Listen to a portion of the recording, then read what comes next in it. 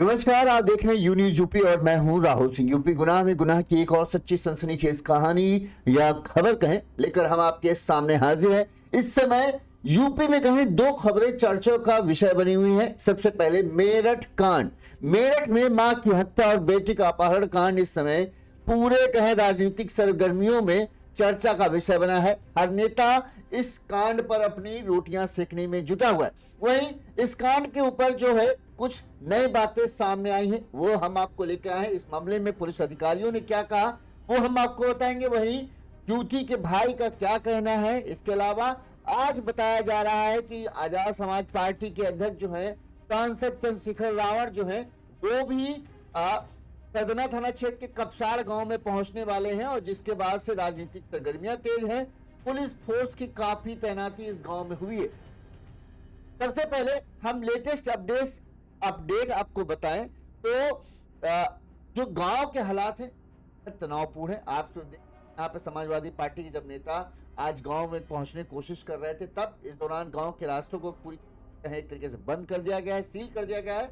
किसी भी राजनीतिक नेताओं को गांव के अंदर जाने नहीं दिया जा रहा ताकि गांव का माहौल बिगड़े ना। इसके चलते तनाव हुई, धक्का मुक्की भी हुई और दिखे किस तरह के हालात हैं, किस तरह से पुलिस के साथ जो है बहसा बहसी चल रही थी समाजवादी पार्टी के नेता, वो दिखाते हैं। इसके अलावा इस केस में कुछ अहम बातें सामने आई हैं जो ये दिखाती हैं कि जो युवक है वो ऐसा नहीं है कि अचानक से वो युवती को अपहरण कर ले गया।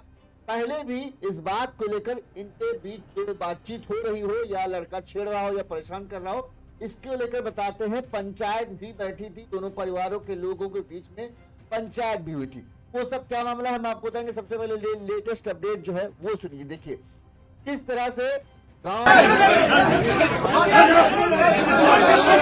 ये देखिए पुलिस किस तरीके से बदतमीजी कर रही है।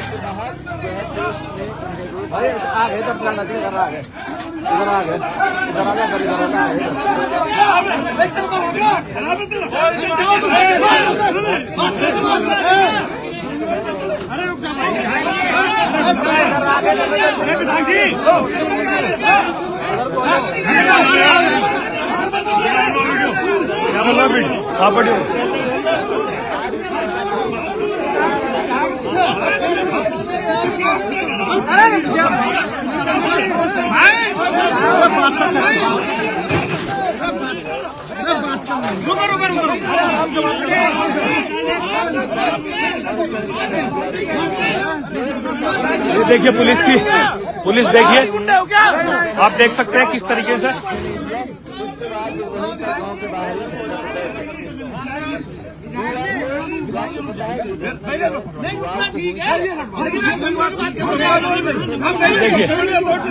देखिए किस तरीके से एक दलित महिला की मौत। आप सब लोग संज्ञान में हैं कल से किस तरीके से चल रहा है।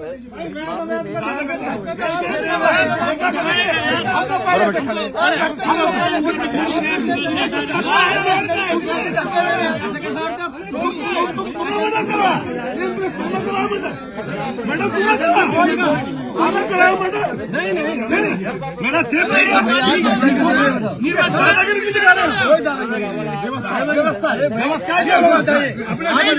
व्यवस्था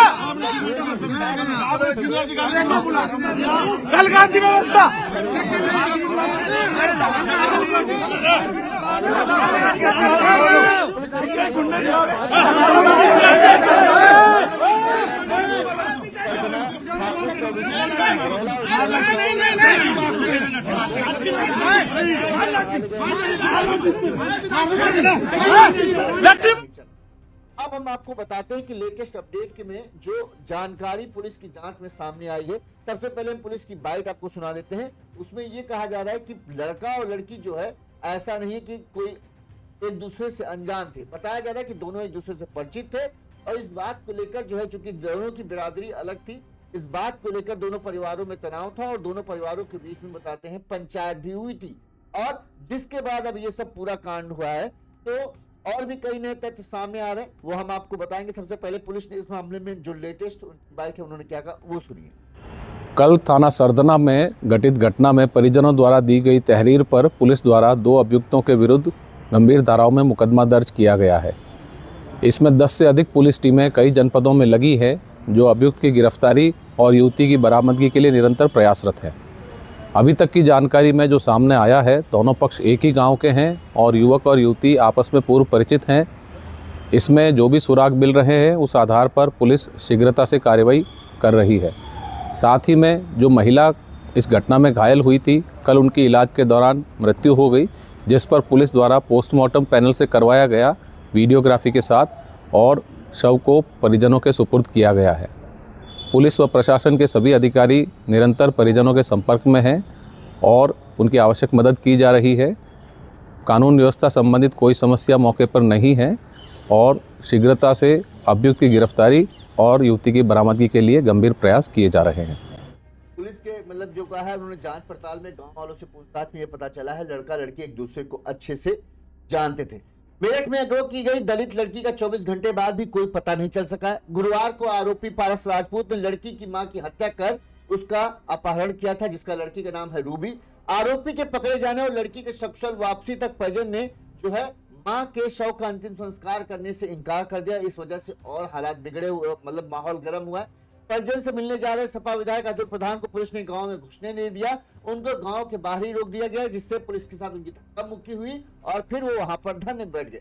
तमाम बड़े नेता इस मामले में जो है, क्योंकि ठाकुर और दलित का मामला फंस गया है, इसकी वजह से तमाम नेता जो है इस मामले में अपनी अपनी प्रतिक्रिया दे रहे हैं और सभी जो कह रहे हैं कि कानून व्यवस्था पर सवाल उठाए जा रहे हैं। सीएम योगी के ऊपर वो सवाल कर रहे हैं कि ये देखिए सीएम योगी के शासनकाल में दलितों के साथ कितना अत्याचार हो रहा है। ये सब तमाम तरह की बातें सभी नेता कह रहे हैं। वहीं कपसार में सुनीता की हत्या के बाद पुलिस आरोपियों की तलाश में जुटी हुई है। कई टीमें यानी 5 से ज्यादा टीमें लगाई गई हैं। वहीं पुलिस की प्रारंभिक जांच में ये सामने आया है कि रूबी और जो आरोपी युवक है पारस सोम, ये दोनों एक दूसरे से परिचित थे। दोनों परिवारों में पहले विवाद और विरोध चला आ रहा है। बताया गया है इससे पहले दोनों पक्षों के बीच जो है पंचायत भी हुई थी, जिसमें सामाजिक दृष्टि से दोनों को समझाने का प्रयास किया गया था और कहा गया था दोनों पक्ष एक दूसरे से दूर रहेंगे और बाधा नहीं डालेंगे किसी तरह के मतलब उनके सामाजिक कार्यक्रमों में। यानी कि पूरी तरीके से खुले तौर पर लोग नहीं बोल रहे हैं, लेकिन ये कहा जा रहा है कि जो युवक और युवती है वो एक दूसरे को अच्छी तरह से जानते थे। पहले दोनों के परिवार के लोगों को उनके ये जो पहचान थी वो पसंद नहीं थी। इसके बाद पंचायत हुई जिसमें ये फैसला होता है। दोनों चूंकि सामाजिक दृष्टि से जातिवाद के के कारण दोनों अलग अलग उससे हैं, लिहाजा दोनों एक दूसरे से मिलेंगे नहीं। और जो दोनों हैं किसी के भी कार्यक्रम में अगर किसी की शादी होती है तो किसी कोई दूसरे कार्यक्रम में बाधा नहीं डालेगा, ये चीज का फैसला हुआ था। लेकिन बताते हैं कि जिस दिन युवती का अपहरण और मां की हत्या हुई उस दिन शायद लड़की की शादी की तारीख तय होनी थी और तभी पारस को इस बात की जानकारी मिली और फिर उसने बड़ा भयानक कदम उठाया। सबसे पहले उसने मां के हत्या की और फिर युवती रूबी को जो है जबरदस्ती तवंचे की नोक पर बताते हैं अपहरण करके ले गया। इस मामले में एसएसपी डॉक्टर विपिन ताड़ा ने बताया कि युवक और युवती एक ही गांव के रहने वाले हैं, इसलिए दोनों परिचित हैं। सत्येंद्र सुनीता के परिवार में 4 बच्चे हैं। सबसे बड़ा बेटा नरसी, इसके बाद मनदीप, शिवम और सबसे छोटी बेटी रूबी है। सत्येंद्र मजदूरी करता है, रूबी इंटर तक पढ़ी है, इसके बाद उसने पढ़ाई छोड़ दी थी। वहीं आरोपी पारस गांव में ही डॉक्टर के पास कंपाउंडर का काम करता है। दोनों पक्षों में पंचायत हुई थी जिसमें आपस में कोई संबंध न रखने का फैसला लिया गया था, मगर पारस सोम नहीं मान रहा था और लगातार सुनीता के परिवार को परेशान कर रहा था।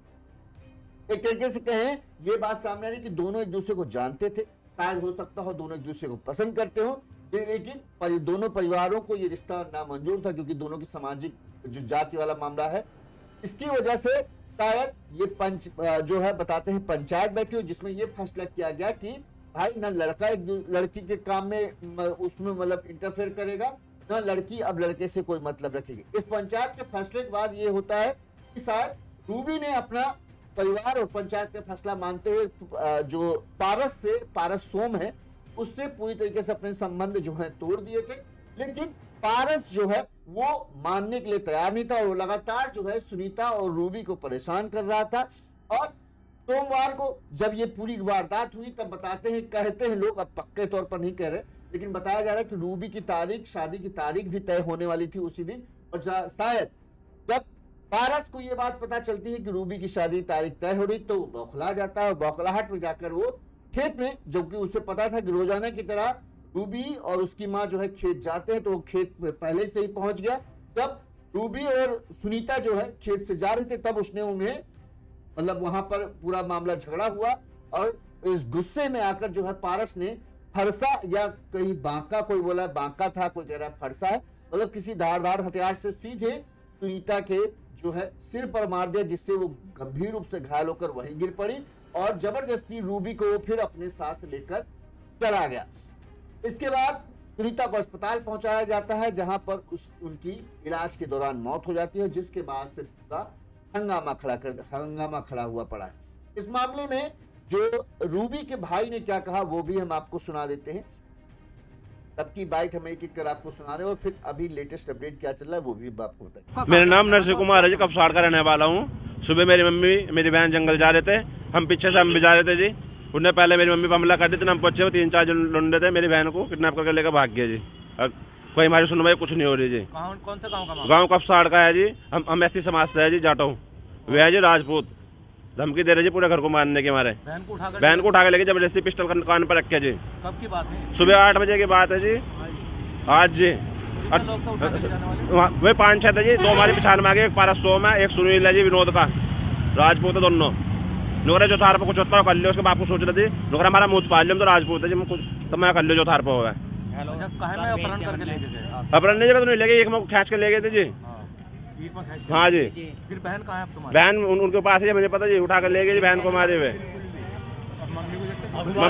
मम्मी हमारी सीरियस है, बहन हमारी किडनैप कर लिया जी और हमारे घर को भी खतरा है जी। पुलिस में सूचना दी थी। अच्छा, अभी कुछ नहीं हुआ जी सुबह से जी। तो ये है पीड़िता के भाई का बयान। उसने जिस तरह कहा कि पुलिस कर नहीं रही और हमें इंसाफ चाहिए, मौत का बदला, मौत मतलब जान के बदले जान। जिस तरह से पीड़िता ने हमारी माँ की हत्या की है उसी तरह से उसका एनकाउंटर होना चाहिए, उसे फांसी की सजा होनी चाहिए। ये जो है पीड़ित परिवार का मांग है। पुलिस ने इस मामले में आरोपियों के घरों में दबिश दिए। पारस राजपूत और पारस राजपूत के कहे जो जानने वाले दोस्त वगैरह हैं वो सब फरार चल रहे हैं। जो मुख्य आरोपी पारस सोम और उसके साथियों के घरों में ताले लगे मिले। आरोपी पुलिस से बचने के लिए घर छोड़कर चले गए हैं। वहीं युवती भी आरोपियों के कब्जे में।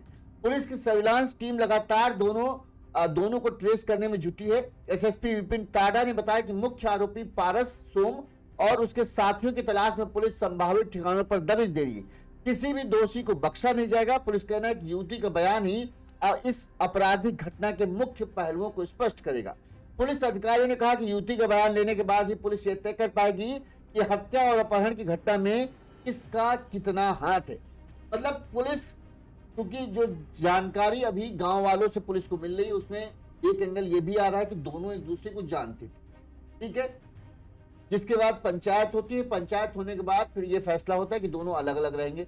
युवती इस चीज को मान लेती है लेकिन युवक जो है इस बात को मानता नहीं। पंचायत के फैसले के खिलाफ जाकर वो युवती और उसकी माँ वगैरह उसके परिजनों को परेशान कर रहा था। अब ये इसके बाद ये पूरा कांड होता है। तो पुलिस कहना है जब युवती पुलिस के हाथ आ जाती है, पुलिस बरामद कर लेगी, तो युवती का बयान बड़ा अहम होगा कि इस मामले में दरअसल क्या पूरी कहानी है, क्या जबरदस्ती हुआ है, क्या फिर ये और कुछ मामला है इसमें जिस तरह से हत्या हुई है, और क्या उसे किस तरह से वो उठा कर ले गया, कैसे ले गया, कौन कौन इसमें शामिल थे, अकेले पारस ने इस पूरी घटना को अंजाम दिया या फिर उसके साथी थे या उसके घर वालों की इसकी में क्या भूमिका है।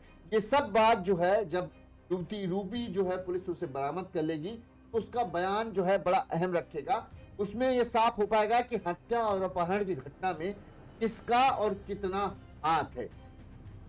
लिहाजा पुलिस की 5 से 6 टीमें जो हैं वो तलाश में जुटी हुई हैं। पुलिस का दावा है कि जल्द ही दोनों को जो है बरामद कर लिया जाएगा और फिर आगे की पूछताछ के बाद पूरा मामला खुलासा होगा कि आखिर पूरा घटनाक्रम रहा कैसे। वहीं बताते हैं गांव में चूंकि राजनीतिक सरगर्मियां बढ़ गई हैं, लिहाजा गांव में 10 थानों की पुलिस, आरएएफ और पीएसी तैनात है। पुलिस अधिकारियों के अनुसार 5 टीमें लड़की और आरोपियों की तलाश में लगी हैं। सरदना, ठाकुर चौबसी, दौराला और कैली गांव में दबिश दी गई है।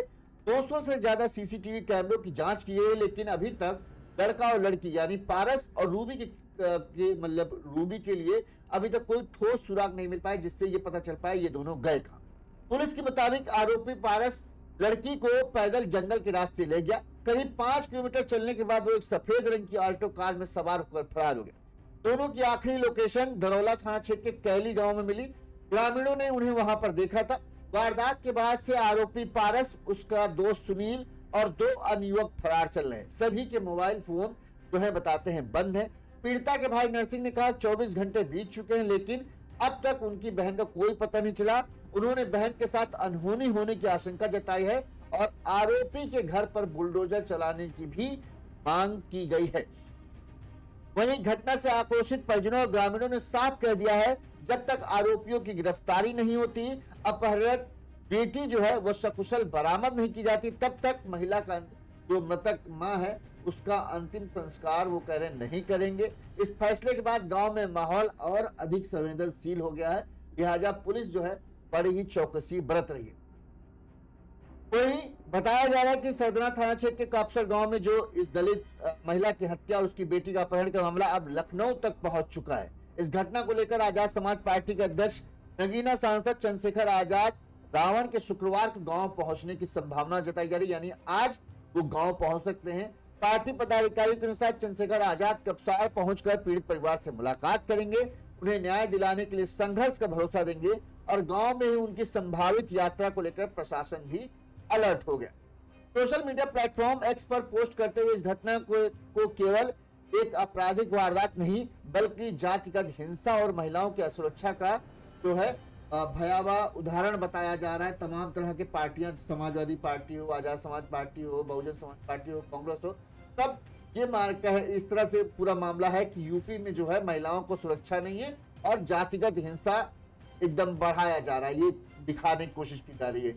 अब आप चैनलों में भी देखेंगे तो वहां इस चीज पे ज्यादा जोर दिया जा रहा है कि दलित और ठाकुर वाला मामला है।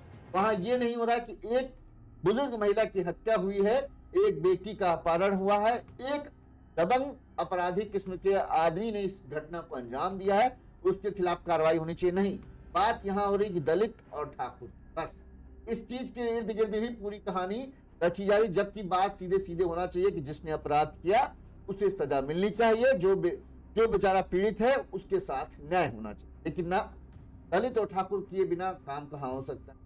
अभी हम इसकी चीज पे भी बात करेंगे।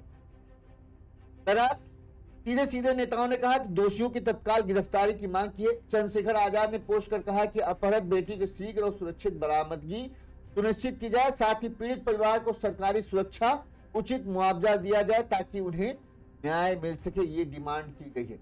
वहीं लड़की के भाई ने गुहार लगाई कि बहन को वापस दिला दो, दबंगों के घर पर बुलडोजर चलना चाहिए और एनकाउंटर की सजा दी जाए। जो ये लड़की का भाई मनदीप, उसने पूरी डिमांड की।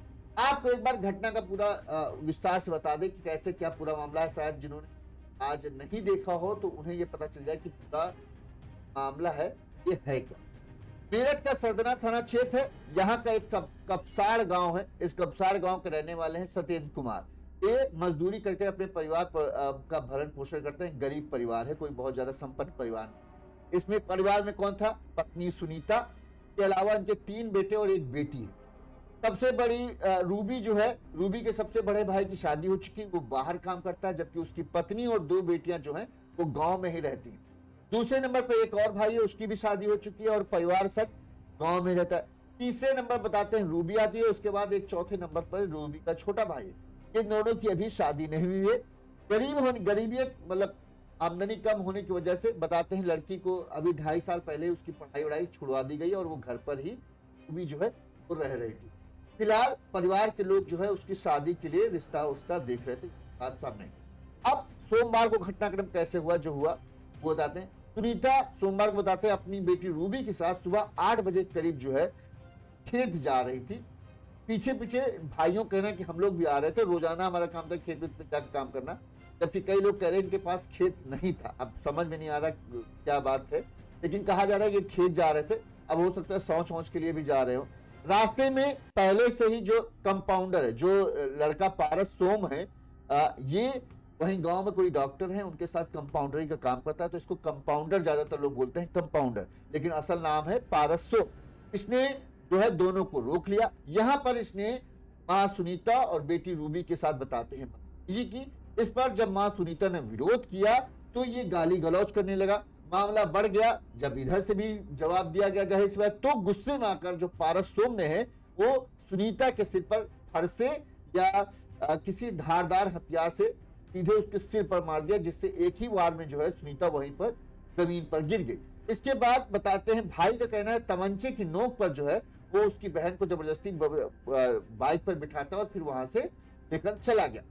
इस दौरान चीखने चिल्लाने की आवाज सुनकर जो आस पड़ोस के लोग थे वो मौके पर पहुंचते हैं और सुनीता को अस्पताल ले जाया जाता है, जहां पर डॉक्टर जब उसका, क्योंकि खून बहुत ज्यादा बह गया था, ऊपर से सिर पर वार किया गया था, जिसकी वजह से ये था कि ऑपरेशन की तैयारी कर ही रहे थे, लेकिन खून ज्यादा बह जाने की वजह से जो है ताकि मौत हो गई। जिसके बाद ये पूरा हंगामा खड़ा हो जाता है और बवाल बढ़ता जाता है, क्योंकि तब ये हो जाता है कि एक ठाकुर समाज के युवक ने इस तरह से दलित युवक का मां की हत्या की, फिर उसको दबंगई दिखाते हुए उसकी बेटी को अपहरण कर लिया गया। इसके बाद तमाम राजनीतिक पार्टियां इस मामले में कूद पड़ी हैं और सब ने कुल 84 घंटे को पुलिस की मोहलत दी थी। 84 घंटे, उनका कहना 84 घंटे के अंदर अगर पुलिस लड़की को बरामद नहीं कर पाई तो फिर 50वें घंटे में हम आंदोलन करेंगे। और सबसे बड़ी बात है, सख्त से सख्त कार्रवाई की इस पूरे मामले में मांग की। अब आपने अगर गौर किया, यूपी में दो, अभी हाल फिलहाल में देखा जाए, दो ऐसे कांड हैं जिनकी चर्चा खूब चल रही। एक ये मेरठ में हुआ कांड, जहां पर एक दलित युवती के मां की हत्या की और उसको फिर जबरदस्ती, कहा यही जा रहा है अभी तक जो बात सामने की जबरदस्ती तमंचे की नोक पर अपहरण कर लिया गया। तमाम राजनीतिक पार्टियों के नेता इस मामले में कूदे पड़े हुए हैं।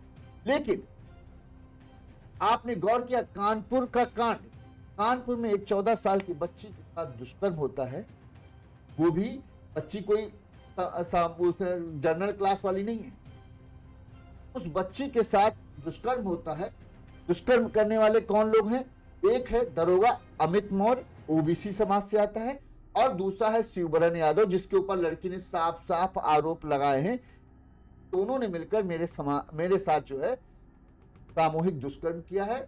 लेकिन बेचारा लड़की और लड़की का भाई, रविवार को यह पूरा घटनाक्रम हुआ, अभी तक वो भटक रहे हैं उनके ढंग से, कि उनके केस में कई तरह की लापरवाही देखने को मिली, लेकिन किसी नेता ने उनके पक्ष में जाकर कुछ नहीं, कोई नेता उनसे मिलने नहीं जा रहा कि हाँ भाई इनको इंसाफ दो, इनको पैसा दो, इनको क्यों कार्रवाई में ढिलाई हो रही है? क्यों? क्योंकि वहां पर जो आरोपी हैं वो भी ओबीसी समुदाय से बिलोंग करते, एक है यादव और एक है वो, उसके खिलाफ किसी को चिंता नहीं।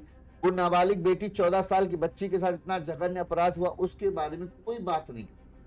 एक तरफ ये है जहां पर सब के सब कूदे पड़े हैं, जहां पर पुलिस भी एक्शन ले रही है, होना भी चाहिए, अपराधी चाहे जिस जात का हो चाहे जिससे हो, उसके खिलाफ सख्त कार्रवाई होनी चाहिए। लेकिन ये कैसे बात है कि एक तरफ सब मरे जा रहे हैं कि यहाँ पर ये करो, यहाँ ये करो, सब टूटे पड़े, और दूसरी तरफ एक बच्ची है जो 2-3 दिनों से लगातार इधर से उधर उसको भटक रही है और ढंग से उसकी बात कोई सुन नहीं पा रहा।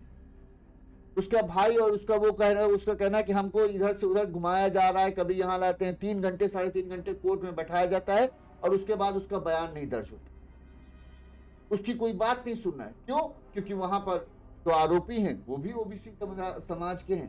तो भला नेता को क्या मिलेगा वहां पे? राजनीतिक रोटियां सेकने के लिए वहां तो कुछ है ही नहीं। यहाँ पर राजनीतिक रोटियां जा सकती हैं, सबके सब अड़े हुए हैं, सब आंदोलन पे अड़े हुए हैं, और उस बेटी के लिए कौन आवाज उठाएगा?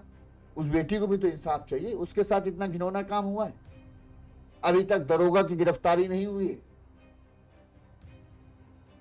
लेकिन उसके बाद सबको सिर्फ और सिर्फ अपनी राजनीति से मतलब है। इंसाफ तो ये तो होता रहेगा, पुलिस की जो कार्रवाई करेगी, लेकिन सबको अपनी राजनीतिक रोटियों से सबसे पहले मतलब, सब अपना अपना हिस्सा लेने के लिए सबसे आगे पहुंचे हैं।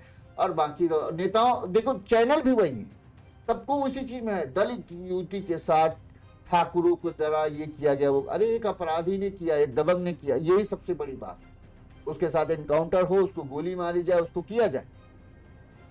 लेकिन दूसरा भी जो पक्ष है कानपुर कांड के बारे में, उसके बारे में क्यों कोई नहीं लिख रहा है? क्यों उसके बारे में कोई नहीं सवाल कर रहा है कि भाई कहां है दरोगा, क्यों नहीं अब तक गिरफ्तार किया गया?